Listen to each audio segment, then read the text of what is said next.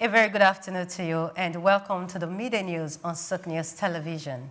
I am Omevi Idolor. President Bola Tinubu has directed a comprehensive review of deductions and revenue retention practices by Nigeria's major revenue-generating agencies, including the Federal Inland Revenue Service, Nigeria Customs Service, and Nigeria National Petroleum Company Limited.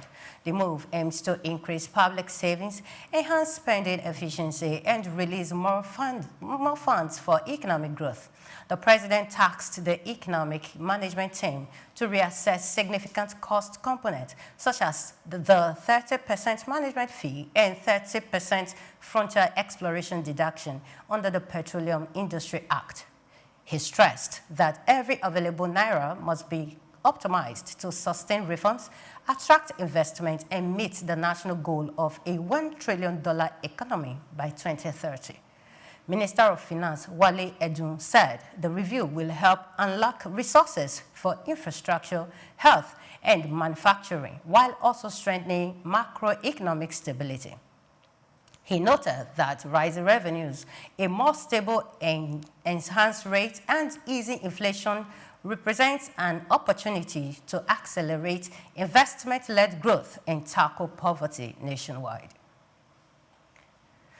The federal government will revoke more than 1,000 dormant mining licenses to eliminate speculations and stimulate genuine production, adding to 900 licenses cancelled in 2024.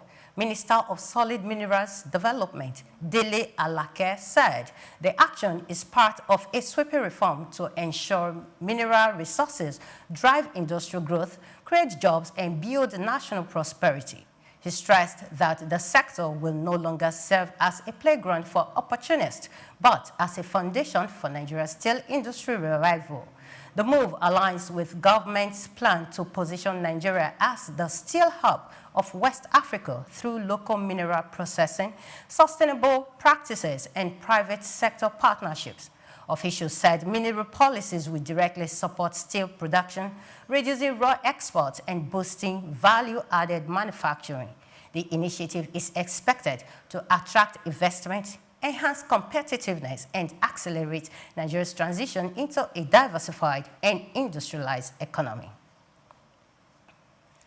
The federal government has announced plans to revive moribund steel companies across Nigeria, aiming to restore their role in national development.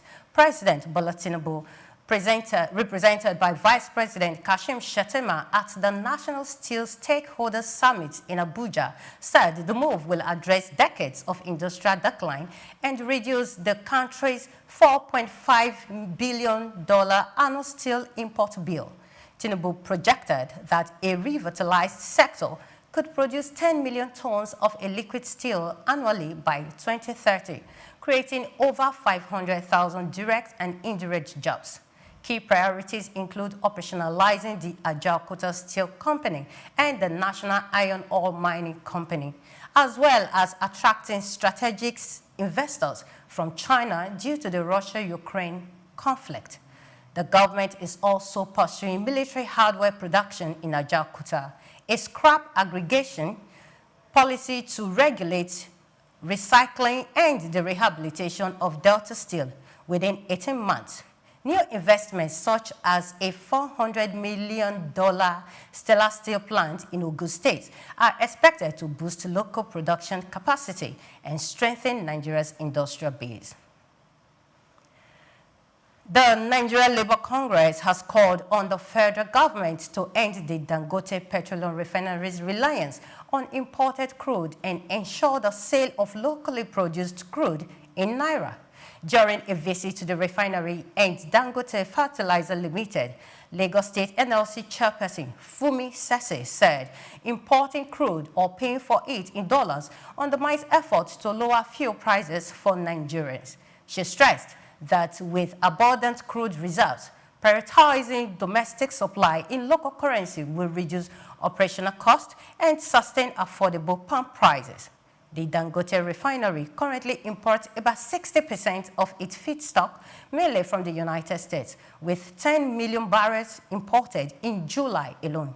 NLC noted that the refinery's entry into the market after petrol subsidy removal helped stabilize and lower premium motor spirit prices, showcasing private sector capacity to drive economic relief.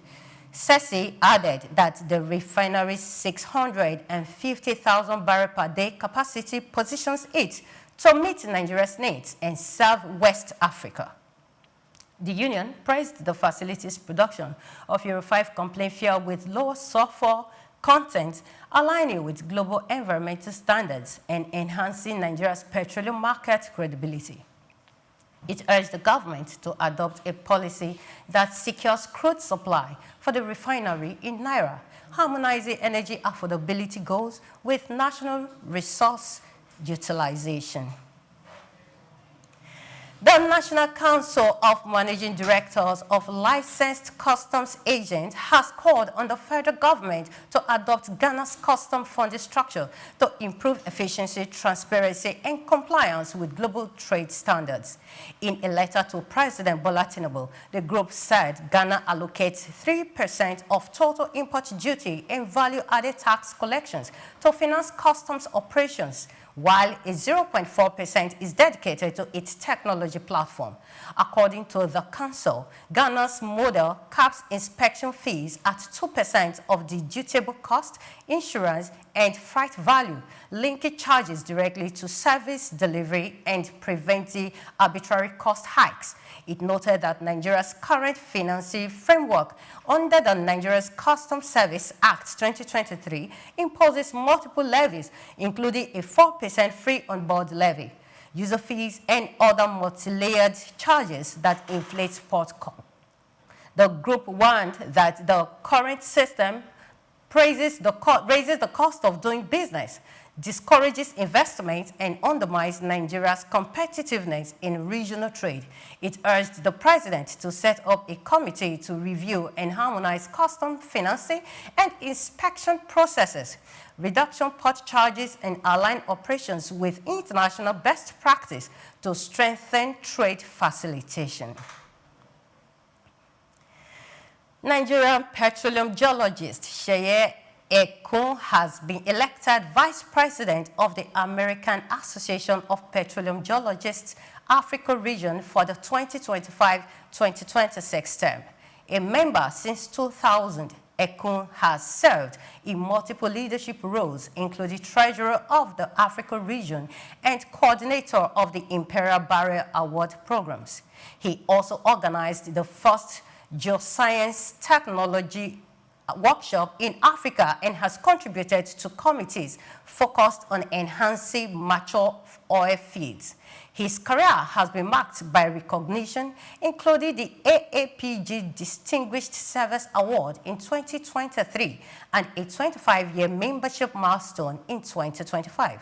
The association described his election as a recognition of his dedication to geoscience and his contribution to advanced petroleum geology in Africa.